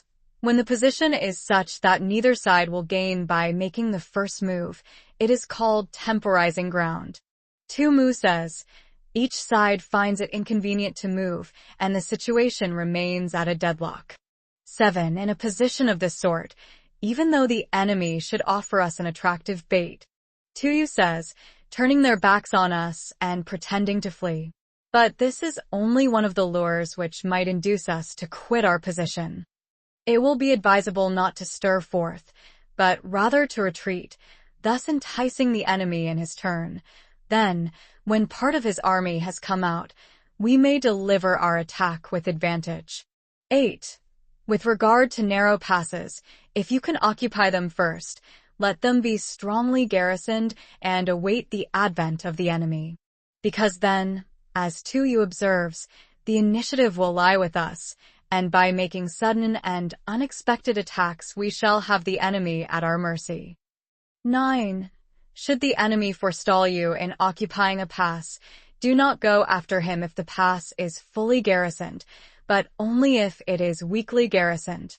10. With regard to precipitous heights, if you are beforehand with your adversary, you should occupy the raised and sunny spots, and there wait for him to come up.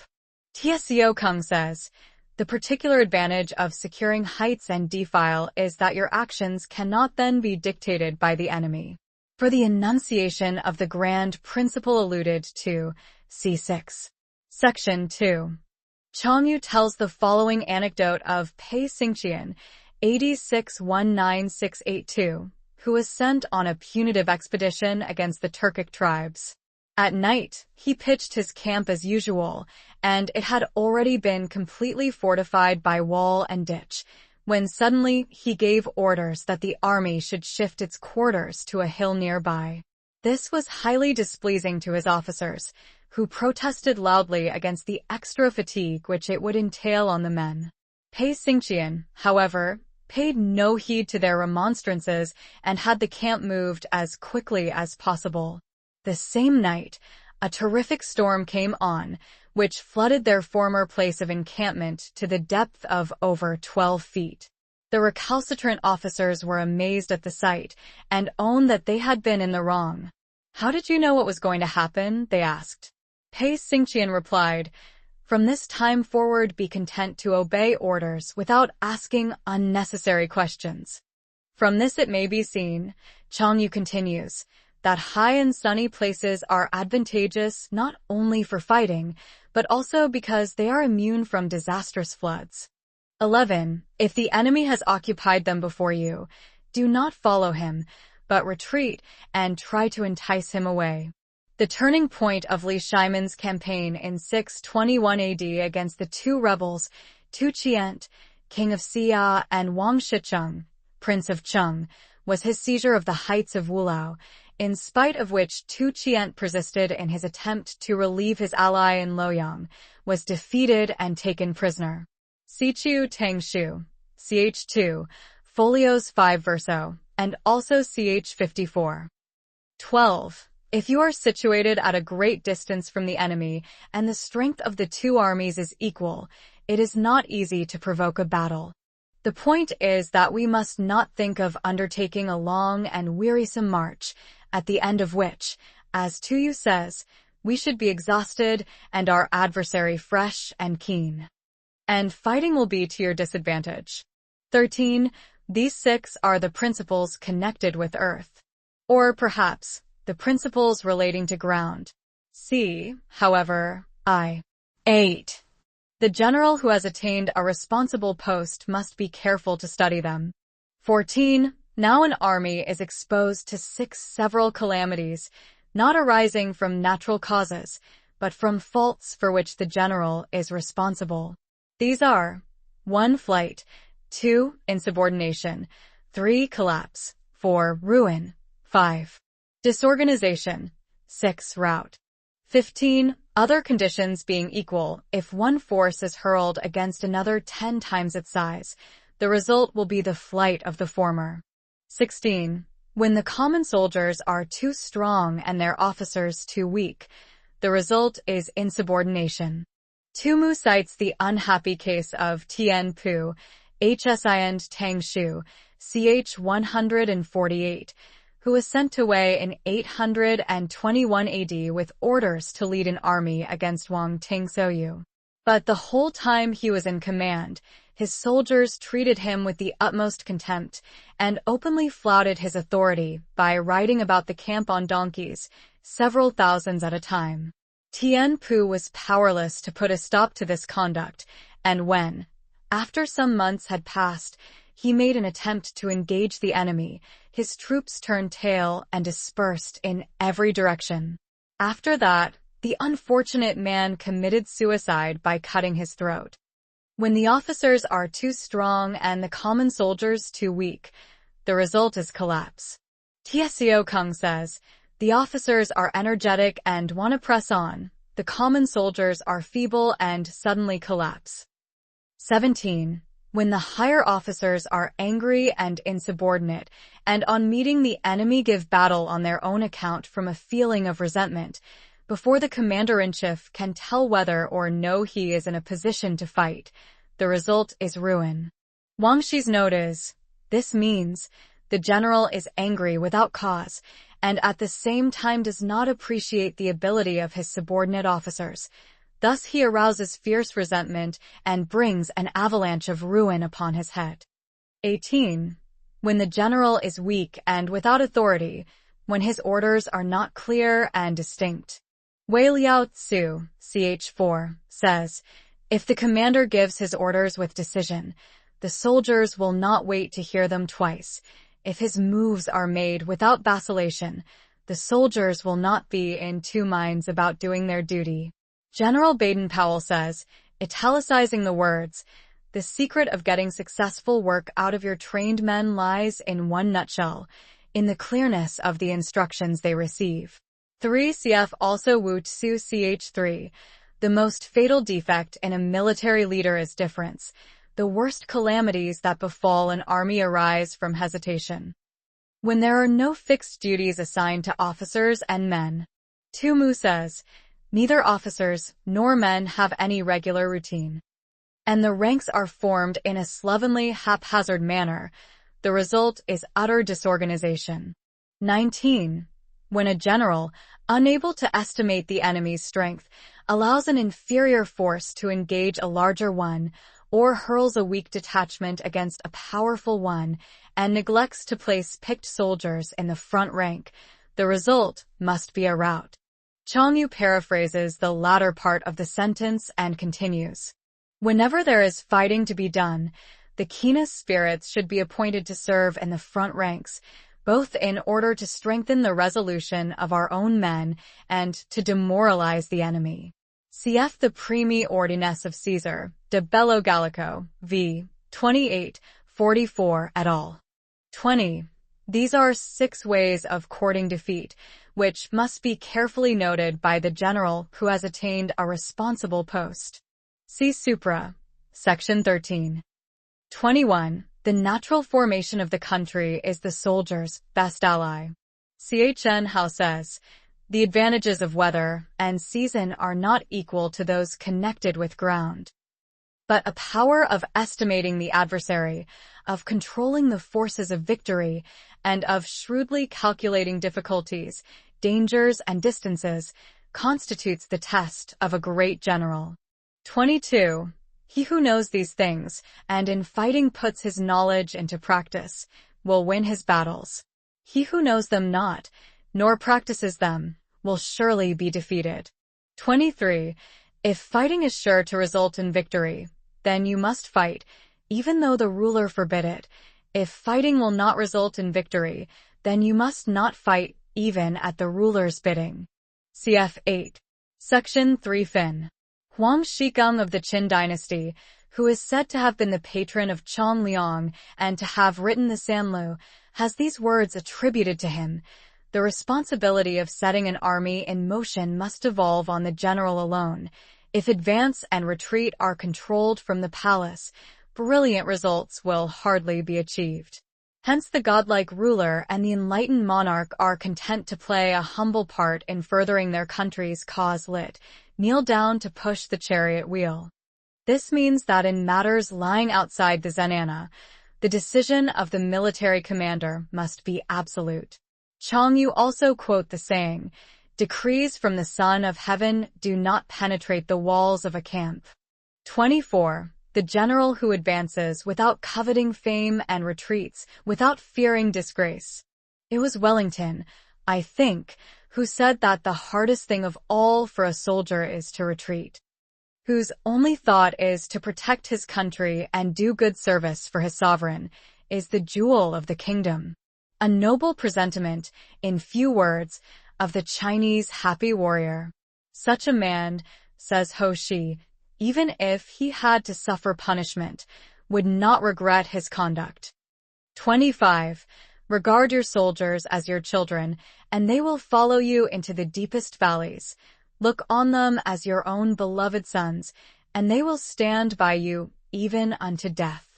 CFI, Section 6. In this connection, Tu Mu draws for us an engaging picture of the famous General Wu Qi, from whose treatise on war I have frequently had occasion to quote. He wore the same clothes and ate the same food as the meanest of his soldiers, refused to have either a horse to ride or a mat to sleep on, carried his own surplus rations wrapped in a parcel, and shared every hardship with his men. One of his soldiers was suffering from an abscess, and Wu Qi himself sucked out the virus. The soldier's mother, hearing this, began wailing and lamenting. Somebody asked her, saying, "Why do you cry? Your son is only a common soldier, and yet the commander-in-chief himself has sucked the poison from his sore." The woman replied, "Many years ago, Lord Wu performed a similar service for my husband, who never left him afterwards and finally met his death at the hands of the enemy." And now that he has done the same for my son, he too will fall fighting I know not where. Li Xiaochuan mentions the Viscount of Xiaochu, who invaded the small state of Xiao during the winter. The Duke of Shin said to him, "Many of the soldiers are suffering severely from the cold." So he made a round of the whole army, comforting and encouraging the men, and straightway they felt as if they were clothed in garments lined with floss silk. 26. If, however, you are indulgent, but unable to make your authority felt, kind-hearted, but unable to enforce your commands, and incapable, moreover, of quelling disorder, then your soldiers must be likened to spoilt children. They are useless for any practical purpose. Li Qing once said that if you could make your soldiers afraid of you, they would not be afraid of the enemy. Tzŭ Mu recalls an instance of stern military discipline which occurred in 219 AD, when Lu Meng was occupying the town of Qiangling. He had given stringent orders to his army not to molest the inhabitants nor take anything from them by force. Nevertheless, a certain officer serving under his banner, who happened to be a fellow townsman, ventured to appropriate a bamboo hat belonging to one of the people, in order to wear it over his regulation helmet as a protection against the rain.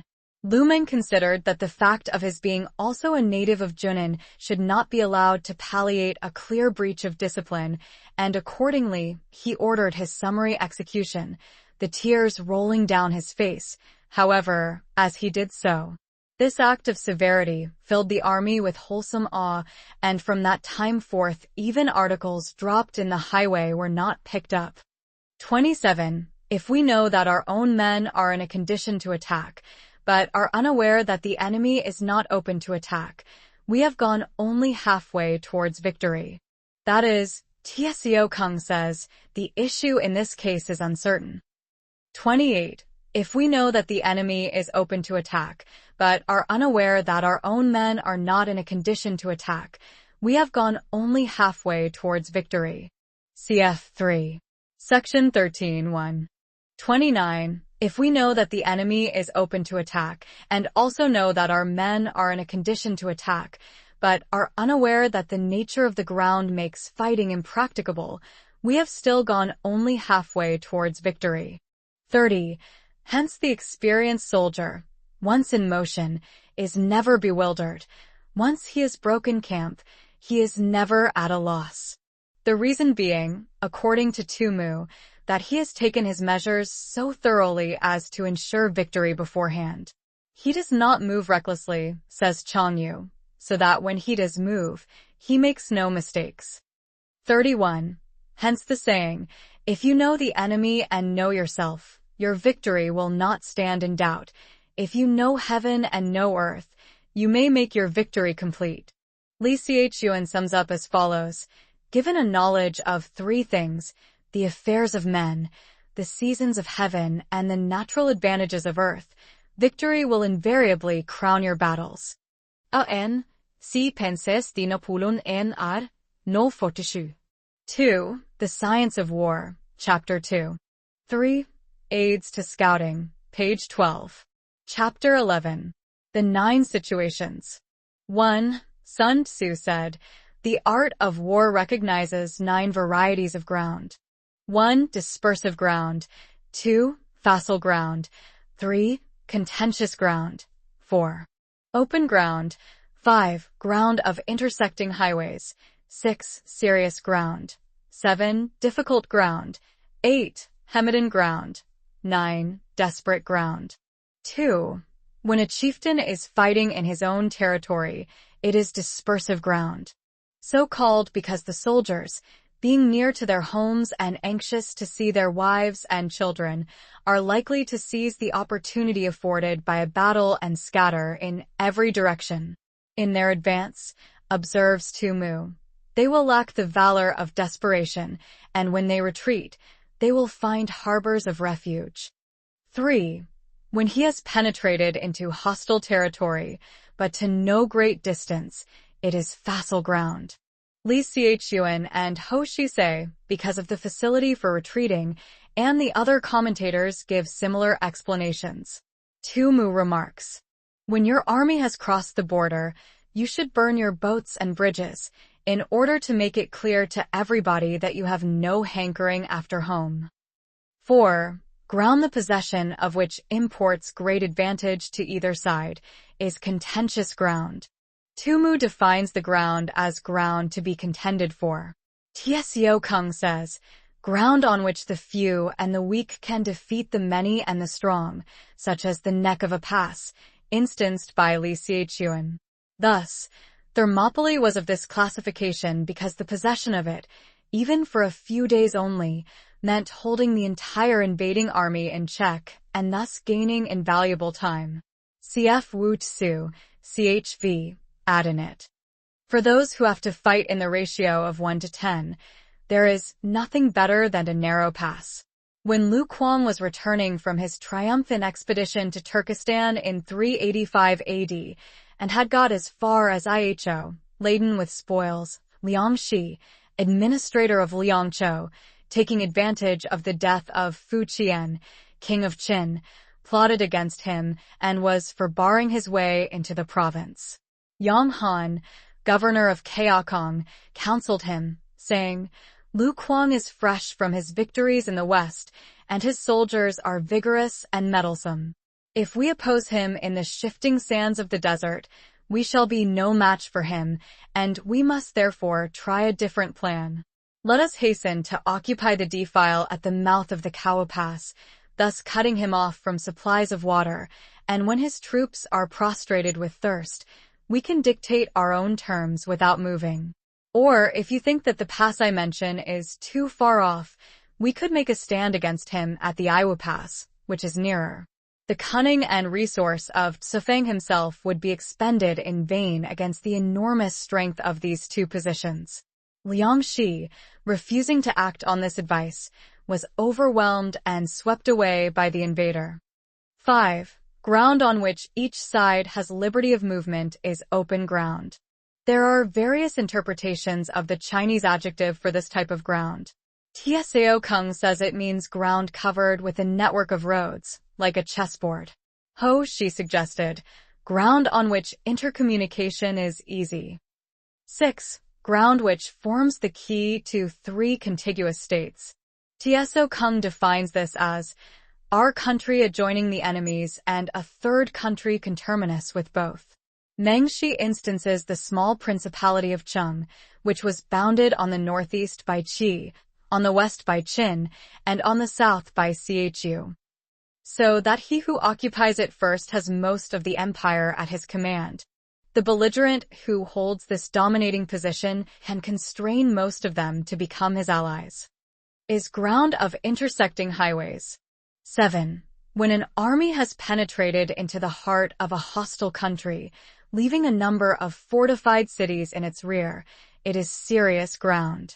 Wang Shi explains the name by saying that when an army has reached such a point, its situation is serious. 8. Mountain forests, or simply forests. Rugged steeps, marshes and fens, all country that is hard to traverse. This is difficult ground. 9.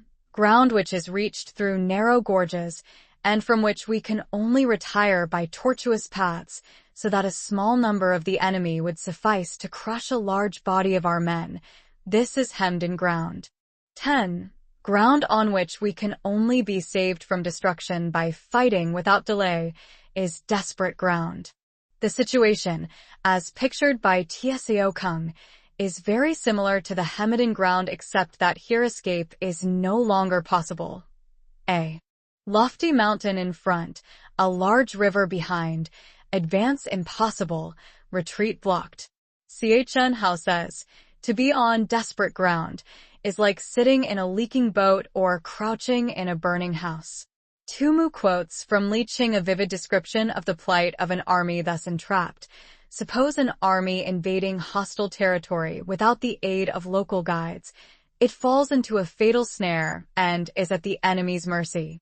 A ravine on the left, a mountain on the right, a pathway so perilous that the horses have to be roped together and the chariots carried in slings, no passage open in front, retreat cut off behind. no choice but to proceed in single file. Then, before there is time to range our soldiers in order of battle, the enemy's overwhelming strength suddenly appears on the scene. Advancing, we can nowhere take a breathing space. Retreating, we have no haven of refuge. We seek a pitched battle, but in vain, yet standing on the defensive, none of us has a moment's respite. If we simply maintain our ground, whole days and months will crawl by. The moment we make a move, we have to sustain the enemy's attacks on front and rear. The country is wild, destitute of water and plants. The army is lacking in the necessaries of life. The horses are jaded and the men worn out. All the resources of strength and skill unavailing. The pass so narrow that a single man defending it can check the onset of 10,000.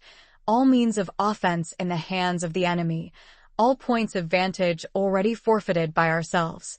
In this terrible plight, even though we had the most valiant soldiers and the keenest of weapons, how could they be employed with the slightest effect? Students of Greek history may be reminded of the awful close to the Sicilian expedition and the agony of the Athenians under Nicias and Demosthenes. See Thucydides, 7. 78 SQQ. 11. On dispersive ground, therefore, fight not. On facile ground, halt not. On contentious ground, attack not. But rather let all your energies be bent on occupying the advantageous position first. So Tzŭ Kung. Li Xiaochuan and others, however, suppose the meaning to be that the enemy has already forestalled us, sought that it would be sheer madness to attack.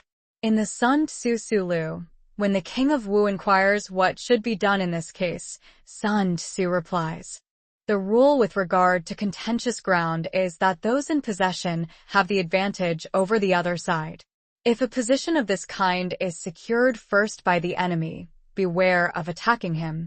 Lure him away by pretending to flee, show your banners and sound your drums. Make a dash for other places that he cannot afford to lose.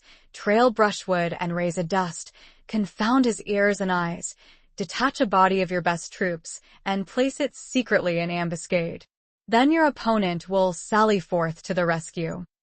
12. On open ground, do not try to block the enemy's way, because the attempt would be futile and would expose the blocking force itself to serious risks.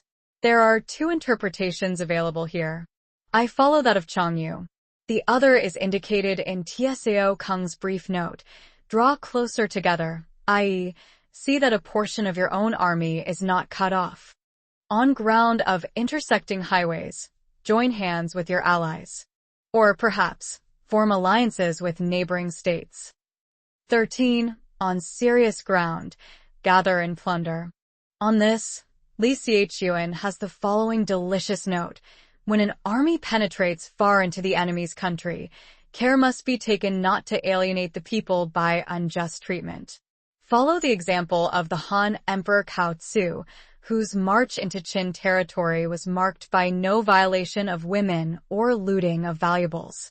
Nota bene, this was in 207 BC, and may well cause us to blush for the Christian armies that entered Peking in 1900 AD. Thus he won the hearts of all. In the present passage, then, I think that the true reading must be, not plunder, but do not plunder.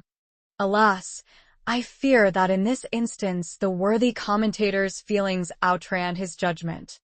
Mu, at least, has no such illusions. He says, when encamped on serious ground. There being no inducement as yet to advance further and no possibility of retreat, one ought to take measures for a protracted resistance by bringing in provisions from all sides and keep a close watch on the enemy. In difficult ground, keep steadily on the march. Or, in the words of 8. Section 2, do not encamp. 14. On Hemadan ground, resort to stratagem. Tzŭ Kung says, try the effect of some unusual artifice, and Tzŭ amplifies this by saying, in such a position, Some scheme must be devised which will suit the circumstances, and if we can succeed in deluding the enemy, the peril may be escaped. This is exactly what happened on the famous occasion when Hannibal was hemmed in among the mountains on the road to Casilinum, and to all appearances entrapped by the dictator Fabius. The stratagem which Hannibal devised to baffle his foes was remarkably like that which Tien Tan had also employed with success exactly 62 years before. C9. Section 24. Note. When night came on, bundles of twigs were fastened to the horns of some 2,000 oxen and set on fire, the terrified animals being then quickly driven along the mountainside towards the passes which were beset by the enemy. The strange spectacle of these rapidly moving lights so alarmed and discomfited the Romans that they withdrew from their position, and Hannibal's army passed safely through the defile. See Polybius, 3. 93-94, Livy, XXI. 16-17. On desperate ground, fight. For, as Chia Lin remarks, if you fight with all your might, there is a chance of life, whereas death is certain if you cling to your corner. 15. Those who were called skillful leaders of old knew how to drive a wedge between the enemy's front and rear. More literally, cause the front and rear to lose touch with each other. To prevent cooperation between his large and small divisions, to hinder the good troops from rescuing the bad, the officers from rallying their men. 16. When the enemy's men were scattered, they prevented them from concentrating. Even when their forces were united, they managed to keep them in disorder. 17. When it was to their advantage, they made a forward move. When otherwise, they stopped still. Mei Yao Chen connects this with the foregoing. Having succeeded in thus dislocating the enemy, they would push forward in order to secure any advantage to be gained. If there was no advantage to be gained, they would remain where they were. 18. If asked how to cope with a great host of the enemy in orderly array and on the point of marching to the attack, I should say, begin by seizing something which your opponent holds dear. Then he will be amenable to your will. Opinions differ as to what Sun Tzŭ had in mind. Tsao Kung thinks it is some strategical advantage on which the enemy is depending. Tu Mu says, the three things which an enemy is anxious to do, and on the accomplishment of which his success depends, are 1. To capture our favorable positions, 2. To ravage our cultivated land, 3. To guard his own communications. Our object then must be to thwart his plans in these three directions and thus render him helpless. Cf. 3. Section 3.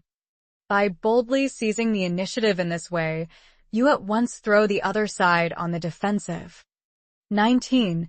Rapidity is the essence of war. According to Tu Mu, this is a summary of leading principles in warfare, and he adds, these are the profoundest truths of military science and the chief business of the general. The following anecdotes, told by Ho Shi, shows the importance attached to speed by two of China's greatest generals.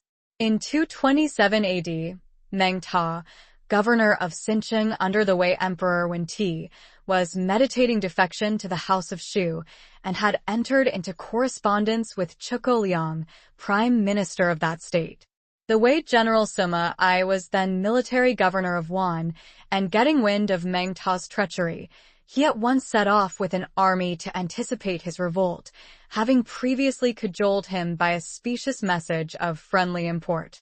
Sima's officers came to him and said, if Meng Ta has leagued himself with Wu and Shu, the matter should be thoroughly investigated before we make a move. Sima I replied, Meng Ta is an unprincipled man, and we ought to go and punish him at once, while he is still wavering and before he is thrown off the mask. Then, by a series of forced marches, Bi brought his army under the walls of Xinqiang within a space of 8 days. Now Meng Ta had previously said in a letter to Zhuge Liang, Wan is 1,200 li from here. When the news of my revolt reaches Sima I, he will at once inform his imperial master, but it will be a whole month before any steps can be taken, and by that time my city will be well fortified. Besides, Sima I is sure not to come himself, and the generals that will be sent against us are not worth troubling about." The next letter, however, was filled with consternation. "Though only 8 days have passed since I threw off my allegiance, an army is already at the city gates. What miraculous rapidity is this?" A fortnight later, Hsin Xiqing had fallen and Meng Ta had lost his head. Xiqin Shu, Ch1, f3. In 621 AD, Li Qing was sent from Qichu in Sichuan to reduce the successful rebel Xiaoshin, who had set up as emperor at the modern Qingzhou Fu in Hupa. It was autumn, and the Yangtze being then in flood, Xiaoshin never dreamt that his adversary would venture to come down through the gorges, and consequently made no preparations. But Li Qing embarked his army without loss of time, and was just about to start when the other generals implored him to postpone his departure until the river was in a less dangerous state for navigation.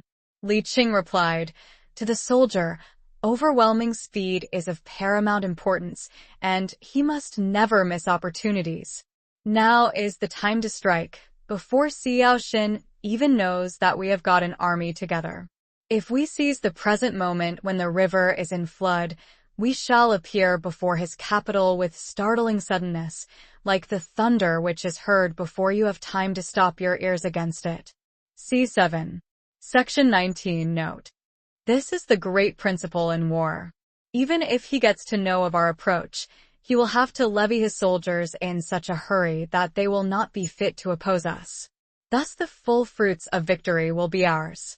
All came about as he predicted, and Xiaoshin was obliged to surrender, nobly stipulating that his people should be spared and he alone suffer the penalty of death. Take advantage of the enemy's unreadiness, make your way by unexpected routes, and attack unguarded spots. 20. The following are the principles to be observed by an invading force. The further you penetrate into a country, the greater will be the solidarity of your troops, and thus the defenders will not prevail against you. 21. Make forays in fertile country in order to supply your army with food. Cf. Supra. Section 13. Li Xiqing does not venture on a note here. 22. Carefully study the well-being of your men. For well-being, Wangxi means pet them, humor them, give them plenty of food and drink, and look after them generally. And do not overtax them. Concentrate your energy and hoard your strength. CHN recalls the line of action adopted in 224 BC by the famous General Wang Qian, whose military genius largely contributed to the success of the first emperor.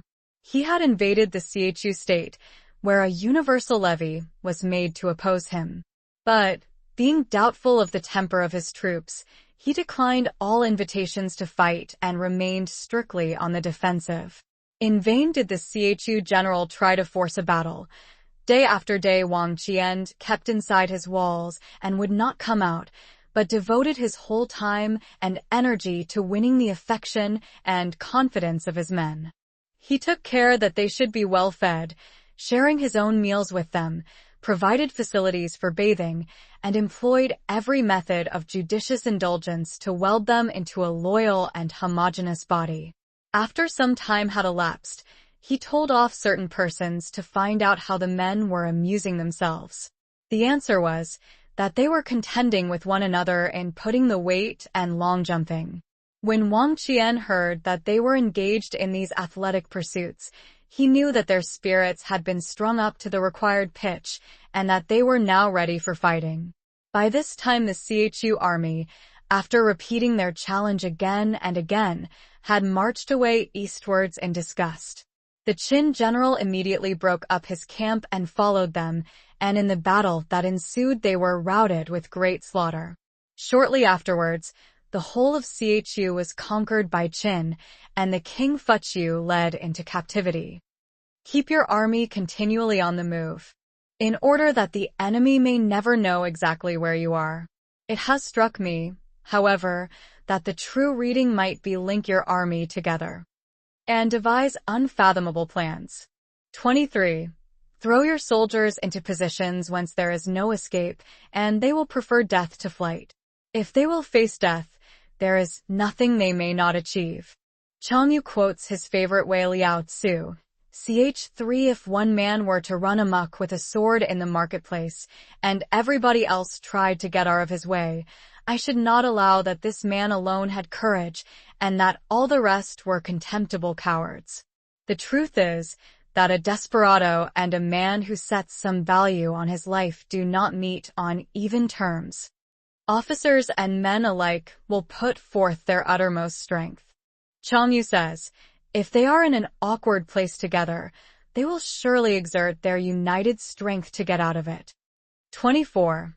Soldiers, when in desperate straits, lose the sense of fear. If there is no place of refuge, they will stand firm. If they are in the heart of a hostile country, they will show a stubborn front. If there is no help for it, they will fight hard. 25. Thus, without waiting to be marshaled, the soldiers will be constantly on the qui-vive. Without waiting to be asked, they will do your will. Literally, without asking, you will get. Without restrictions, they will be faithful. Without giving orders, they can be trusted. 26.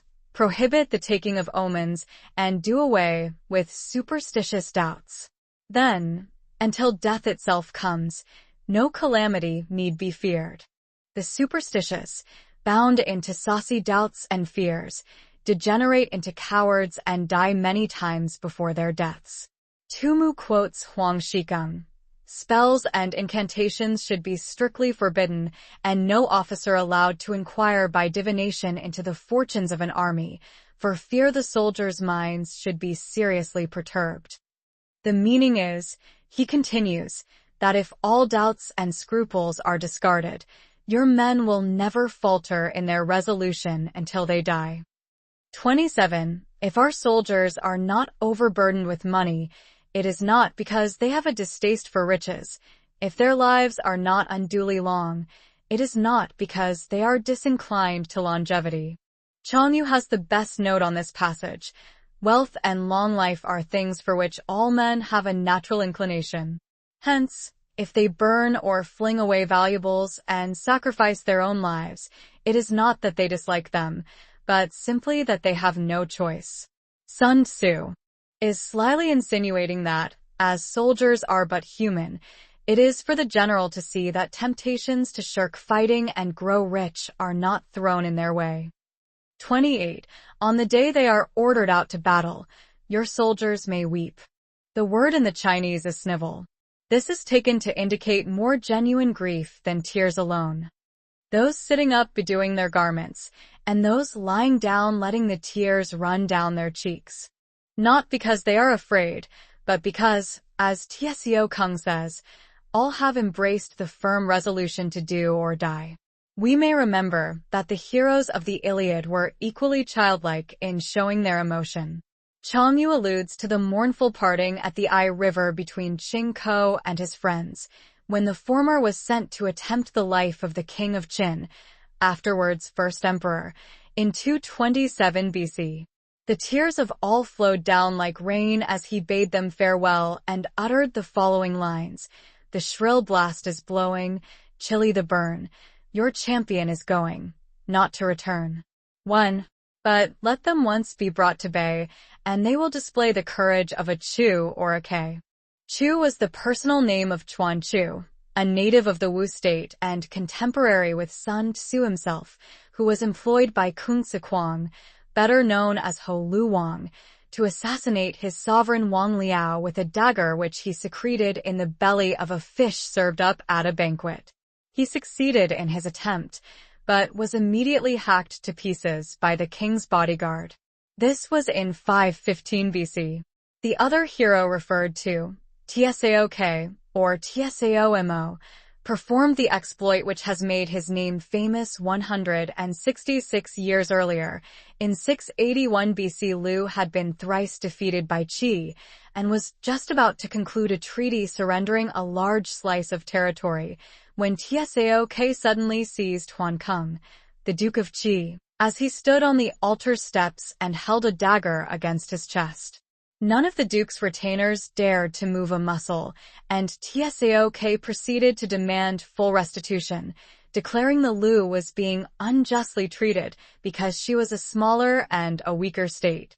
Huan Keng, in peril of his life, was obliged to consent, whereupon Tsaok flung away his dagger and quietly resumed his place amid the terrified assemblage without having so much as changed color. As was to be expected, the Duke wanted afterwards to repudiate the bargain, but his wise old counselor Quan Chung pointed out to him the impolicy of breaking his word, and the upshot was that this bold stroke regained for Lu the whole of what she had lost in 3 pitched battles. 29. The skillful tactician may be likened to the shuijin. Now the shuijin is a snake that is found in the Chang Mountains. Shuijin means suddenly or rapidly, and the snake in question was doubtless so called owing to the rapidity of its movements. Through this passage, the term in the Chinese has now come to be used in the sense of military maneuvers. Strike at its head, and you will be attacked by its tail. Strike at its tail, and you will be attacked by its head. Strike at its middle, and you will be attacked by head and tail both. 30. Asked if an army can be made to imitate the shuijin,